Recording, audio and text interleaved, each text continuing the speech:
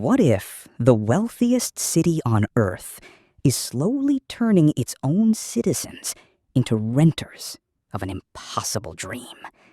Picture a glittering, hyper-futuristic metropolis where autonomous taxis glide past vertical gardens and global billionaires park their supercars inside luxury penthouses. This is Singapore, a tiny island nation smaller than New York City, which has successfully transformed itself from a developing trading post into the ultimate playground for the world's elite. But beneath this hyper-efficient, neon-soaked facade lies a high-stakes paradox. A widening economic rift is cracking the city-state's foundation, creating a dual-track economy where hard-working local citizens are squeezed out of their own homes. It is a silent crisis brewing in paradise. To understand Singapore's highly complex, unique dilemma, we must look at how the country's economy is fundamentally wired. Think of Singapore as a high-octane economic engine operating on two very distinct tracks.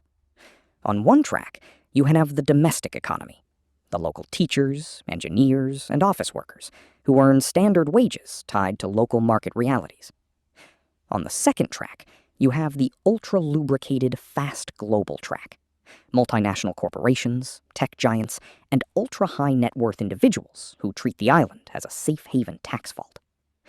For decades, this dual-track system was a masterstroke of engineering, bringing in billions of dollars in lucrative foreign investment every year. The national government captured this global wealth and redistributed it to build world-class infrastructure and affordable public housing. At the heart of this system is a legendary social contract.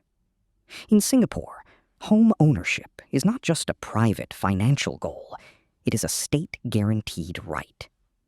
The Housing and Development Board, or HDB, was established with a radical mission: to build clean, affordable apartments for every single citizen. Today, an astonishing 80% of Singapore's total local resident population currently lives in these public housing flats. But here is the crucial catch. Citizens do not actually fully own the land beneath their own feet. Instead, they must purchase 99-year leases directly from the government. Think of it as a giant state-backed rental agreement that offers incredible stability, but comes with an inevitable expiration date. For generations, this brilliant system worked flawlessly, turning Singapore into one of the highest home ownership nations globally. But recently, a massive financial tsunami has struck this carefully balanced ecosystem. In the wake of global geopolitical instability, the world's wealthy looked for a secure, safe harbor, and they found it in safe haven Singapore. This massive, highly concentrated tidal wave of global capital washed over the tiny island, instantly inflating the everyday cost of living. The number of exclusive family offices, which are private wealth management entities for the ultra-rich, exploded rapidly from just 50 in 2018 to over 1,400 by the end of 2023. Suddenly, the local track and the global track collided in spectacular, high-stakes fashion. The influx of wealthy expats pushed private residential rental prices up by nearly 30% in a single year, causing a chain reaction that bled directly into the public housing market. You might naturally wonder how a global billionaire buying a luxury condo impacts a local family looking for a basic public apartment. Picture the housing market as a deeply crowded, rapidly ascending elevator.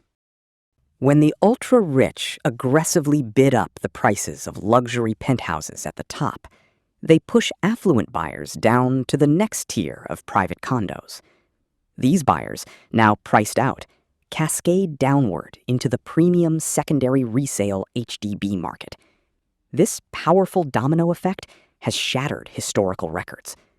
Today, it is no longer rare to see basic public housing flats reselling on the open market for over 1 million Singapore dollars. For a young local university graduate earning a standard entry-level salary, this brings a sudden, crushing realization.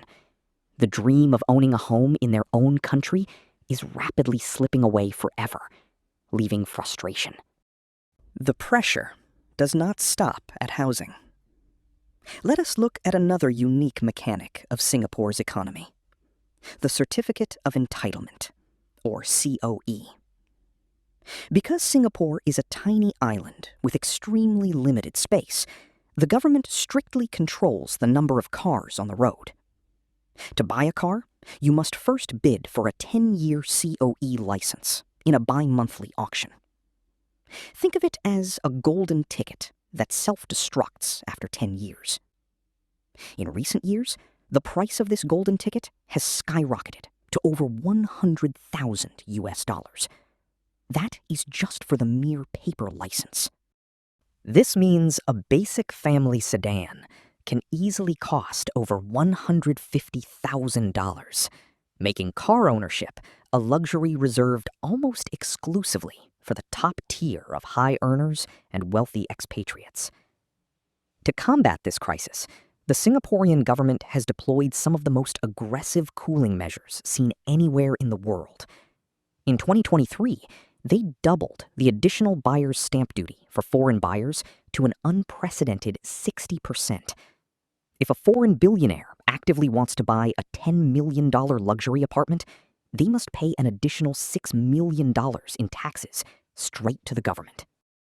This is a massive fiscal wall designed to stop speculative foreign capital from treating Singapore's real estate like a casino chip.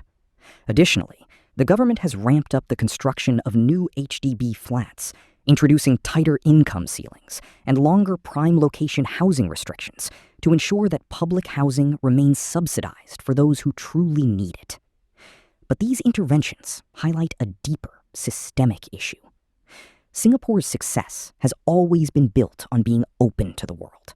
But when the world's wealth pours in too quickly, it threatens to drown the very people who keep the entire city running daily. This creates a profound psychological strain on the local population.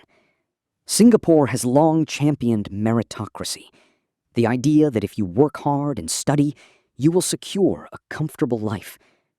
But today, young Singaporeans are finding that even with elite degrees and corporate jobs, they are competing against global capital that operates on an entirely different scale. They are realizing that while Singapore remains one of the safest and most efficient places on the planet, the cost of entry to a middle-class lifestyle has become an astronomical hurdle. The social contract that held the nation together is facing its greatest test. The city-state now finds itself at a historical crossroads. It must pioneer a new model of urban capitalism that balances global appeal with domestic affordability. If Singapore succeeds, it will provide a blueprint for every other global hub grappling with gentrification, wealth inequality, and soaring housing costs. If it fails, it risks becoming a glittering theme park for the wealthy, staffed by a resident class that can only look but cannot touch. The ultimate question is no longer how to attract wealth, but how to ensure that the people who built the playground can still afford to play happily inside it.